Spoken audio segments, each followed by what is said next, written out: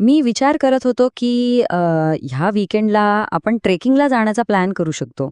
तिथलं वातावरण खूप छान असतं म्हणे हल्ली. नमस्कार.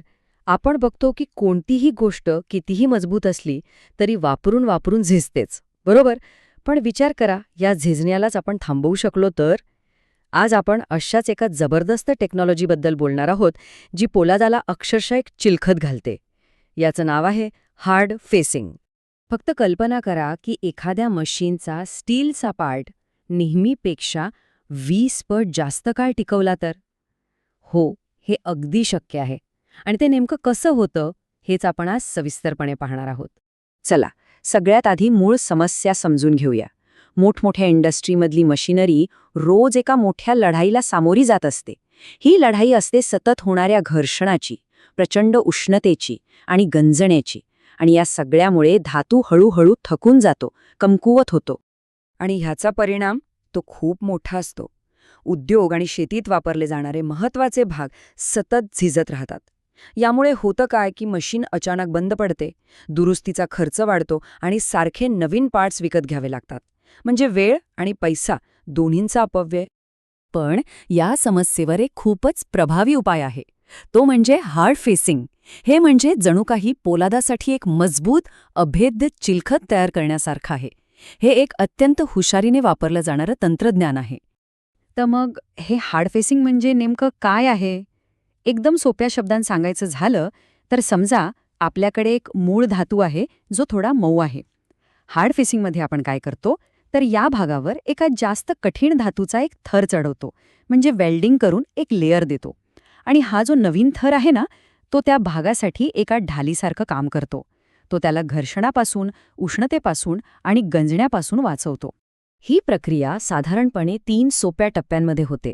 पहिल्यांदा जो मूळ भाग आहे त्याचा पृष्ठभाग ग्राइंडिंग किंवा ब्लास्टिंग करून एकदम स्वच्छ केला जातो.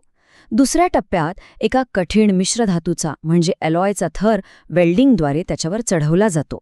आणि तिसरा टप्पा खूप महत्वाचा आहे. त्या भागाला एकदम हळूहळू थंड केलं जातं, कधीकधी तर वाळू किंवा राखेखाली झाकून, जेणेकरून त्याला उष्णतेमुळे तळे जाणार नाहीत.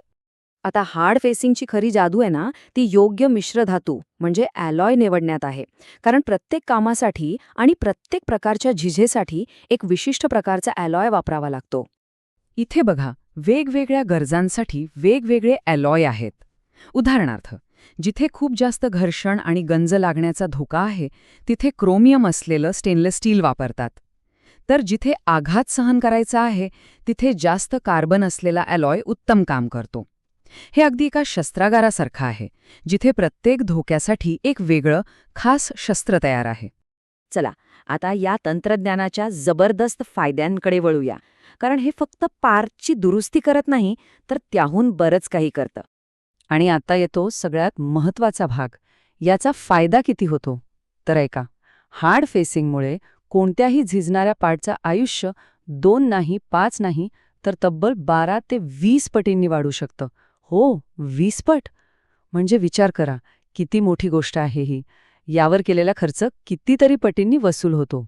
आणि फक्त आयुष्यच वाढत नाही, तर त्याचे इतरही अनेक फायदे आहेत. एकतर मशीनची कार्यक्षमता वाढते, मशीन बंद पडण्याचं प्रमाण कमी होतं, सतत पार्ट्स बदलावे लागत नसल्यामुळे मजुरीचा खर्च वाचतो. आणि समजा बाजारात नवीन पार्ट्स मिळत नसतील, तर हा एक उत्तम पर्याय ठरतो.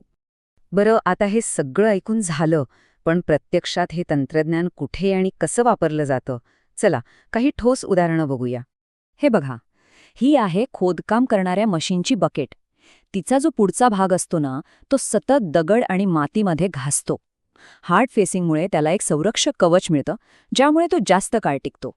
हे तंत्रज्ञान फक्त बाहेरच्या भागांसाठीच नाही, तर मशीनच्या आतल्या भागांसाठीही तितकंच महत्त्वाचं आहे. जसं की हे पिनियन गिअरचे दात. हार्ड फेसिंगमुळे हे दात झिजत नाहीत आणि मशीन एकदम स्मूथ चालते. आता हे उदाहरण बघा, शेती आणि बांधकाम क्षेत्रातल्या ट्रॅक्टरच्या ट्रॅकचं. याच्या ग्रुझर्सवर हार्ड फेसिंग केल्यामुळे त्यांना जमिनीवर चांगली पकड मिळते आणि त्यांचं आयुष्यही खूप वाढतं. आणि हे आणखी एक उदाहरण थेट शेती क्षेत्रातलं. फीडर ब्लेडला हार्ड फेसिंग करून त्याची धार जास्त काळ टिकवून ठेवली जाते. या उदाहरणांवरून या तंत्रज्ञानाची व्यापकता आपल्या लक्षात येते. तर हे सगळं बघितल्यावर एक मोठा प्रश्न मनात येतो, नाही का? आपण अशा जगात राहतो जिथे गोष्टी खराब झाल्या की आपण त्या फेकून देतो, यूज अँड थ्रो कल्चरमध्ये. पण हार्ड फेसिंग सारखं तंत्रज्ञान आपल्याला काय शिकवतं? ते आपल्याला दुरुस्तीची, गोष्टींना अधिक मजबूत बनवण्याची ताकद दाखवतं. मग यातून प्रेरणा घेऊन आपण आपल्या रोजच्या वापरातल्या वस्तूंकडेही याच नजरेनं बघू शकतो का? हा एक विचार करण्यासारखा मुद्दा आहे. नक्कीच.